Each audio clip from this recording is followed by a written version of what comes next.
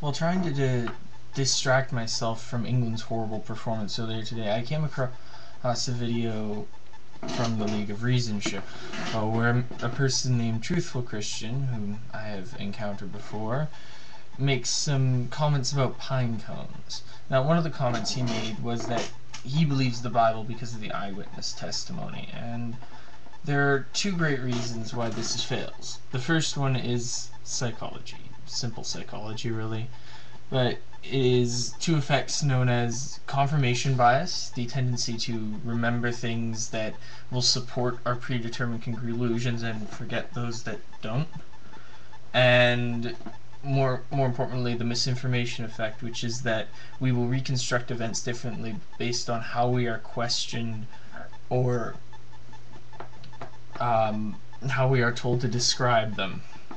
And because of these two, namely because of the misinformation effect, whereby changing the phrasing of a question, such as say when you get subjects to watch a car crash, and then you say how fast was the car going when it hit, or then how fast was the car going when it smashed into, or when it bumped the other car, and the responses will change. Like if you say smash, they will say it was going faster, and if you say bump, the subjects will say it was going slower.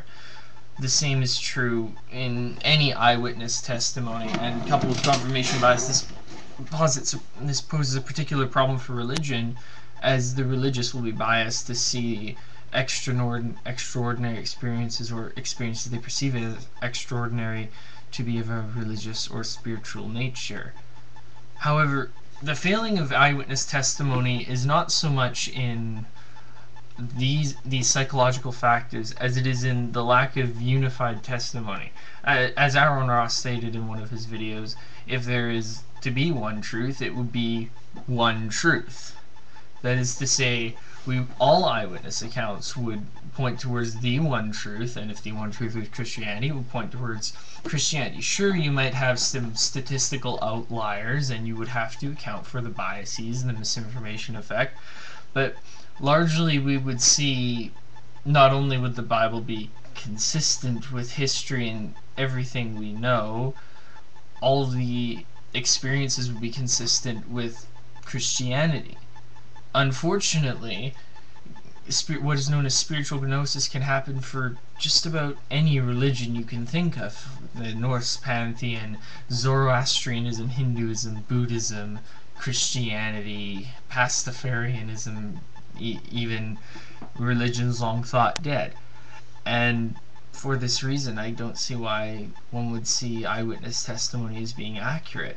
If I walked into a court as a defense lawyer and for, say, a charged rapist, and the prosecution they'd have a rape kit and everything, and then all I did was I had my client go onto the stand and tell this eloquent long speech about how he could never have done what he did, and then gone to the jury and said, based on that man's testimony, even though his DNA was found in the victim, and even though there was bruising and scarring consistent with rape, I firmly believe this man's testimony, and he would never have done that.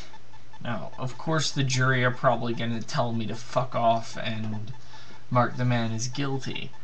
So why does Christianity get such an off? Why does it get to contradict the evidence and still be able to say, well, we're still right? Why does any religion get to do that, even? It goes as much for Christianity as it would for Islam. If you contradict the evidence given, I don't see any reason why you could claim to be right. And for that reason, I would think that even if there is a God, it is highly unlikely then that any single human religion would be true.